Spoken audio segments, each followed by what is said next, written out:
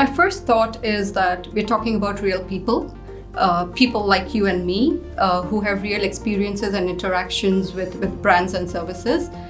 And to me, customer experience is all about how we make that real individual feel, think, and remember us in our different interactions with them.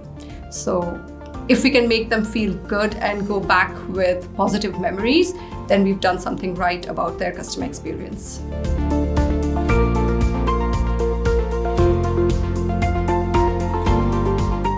So when we say take ownership, it really means that there's no one else to blame. We are not the ones who are trying to find excuses or hide behind technology, processes, policies, or operational issues. Yes, all of those exist, but taking ownership is really all about finding those solutions, finding alternatives, and making things happen. Finding answers, not finding excuses. And to be honest, ownership really starts with yourself, with myself. So in my personal space, whether it's not about ownership only at the workplace, it's in every sphere of my life. So whether it's about me taking 30 minutes out for my morning workout, or telling myself, keep the devices aside, look into my little one's eyes and give them that time that they deserve, or saying no to a big cheesecake.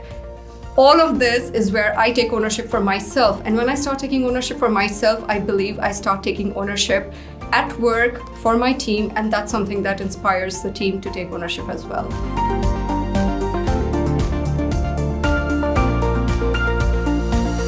So millennials is a big word, and obviously not all millennials are same. So not all of them use Live or our services in the same way.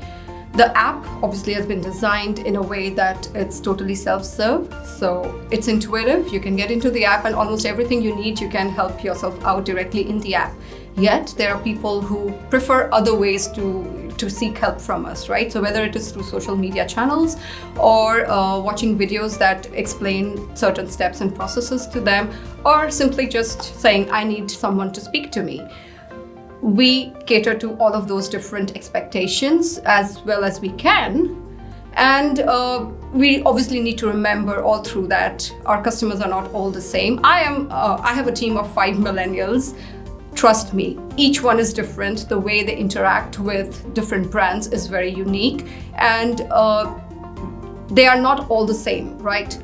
So we have to take into account these differences very well. Yet there's one thing, that's in common. They all love surprises. Good ones, mind it, yeah. Good surprises. And these surprises really don't have to be very expensive. They don't have to be too fancy. Small little things that make them understand we care for them, we understand them, we understand their lifestyle and aspirations. So just an example, I'm a travel buff. I love traveling. Last 6 months, I feel so claustrophobic sometimes.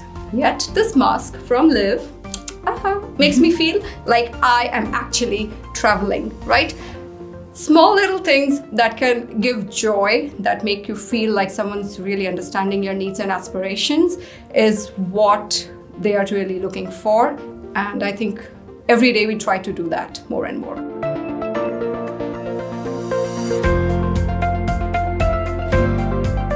My personal favorite story of ownership. So a few years back, Domino's had launched something called the Cheese Burst Pizza. I think I was one of the early adopters without fail. I used to order it very frequently. But then, soon I started realizing that the amount of cheese in the Cheese Burst was not enough. So I just wrote to them. I sent them my feedback. And before I knew, there was someone on the line with me, a gentleman who called me and said, we're sorry that the cheese is not as much as you expect it to be. Next time you want to order your cheese burst, just let me know. And I was like, okay, sure. And that's what I did. I wanted to order my peppy paneer, and I did go through this gentleman. And the pizzas that started arriving thereafter had a lot of cheese.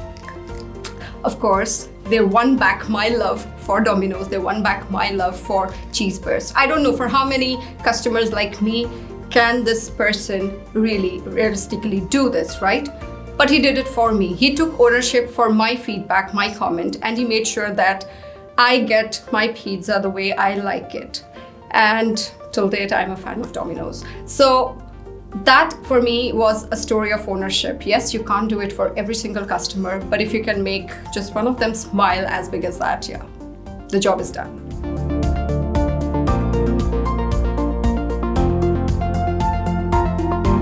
My final message would be that customer experience, an exceptional customer experience, is really not just about going out of the way, doing something out of the blue for a few customers once in a while.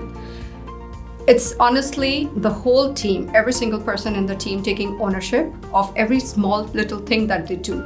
Do those things right. Take care of those little things and the bigger picture will fall into place. It's about collective ownership, irrespective of your job description. I think each one of us is responsible for the end customer experience. And as long as we keep that in mind, I'm sure the customers will feel it and we'll be able to put a big smile on their faces, just like this. I own it. Do you?